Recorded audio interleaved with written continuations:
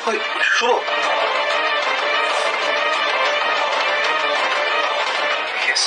আদি বলে উপরওয়ালা চাইলেই সবকিছু হতে পারে, আমাদের সম্পর্কটা তো 7 জন্মের। তারপর আদ্রিত জোর করে রয় বাড়িতে নিয়ে আসে শুভলক্ষ্মীকে। আদি অয়নাকে বলে আমি ওই মন্দিরে গিয়ে সব দেখেছি, শুভ এই বিয়েটা দেয়নি। অয়না প্রচন্ড ভয় পেয়ে যায়। মোহনা ভাবে আয়ন কি তাহলে সবকিছু জেনে গেল। তারপর আদি বলে আমি ওই মন্দিরের সিসিটিভি ফুটেজ দেখেছি। শুভলক্ষ্মী তখন বলে আমি আর নিজেকে নির্দোষ প্রমাণ করতে চাই না। আদ্রিত তখন বলে তোমার কোনো দোষ নেই। শুভলক্ষ্মী বলে নিজের স্ত্রীর প্রতি বিশ্বাস নেই, প্রমাণ জোগাড় করতে হচ্ছে তোমাকে। আদ্রিত বলে প্লিজ আমি যে ভুল করেছি তার জন্য ক্ষমা চাইছি তোমার কাছে। শুভ তখন বলে না আদি, এই বাড়িতে যেদিন আমি সম্মান পাবো সেদিনই আসবো। আদি বলে না শুভ, তুমি যদি এখান থেকে চলে যাও তাহলে আমি কিন্তু এই বাড়ি ছেড়ে চলে যাব। ঠাম্মি এসে বলে কেউ কোথাও যাবে না, বাড়ির লক্ষ্মী বাড়িতে ফিরে এসেছে, বাড়িতে এবার তার নতুন করে গৃহপ্রবেশ হবে।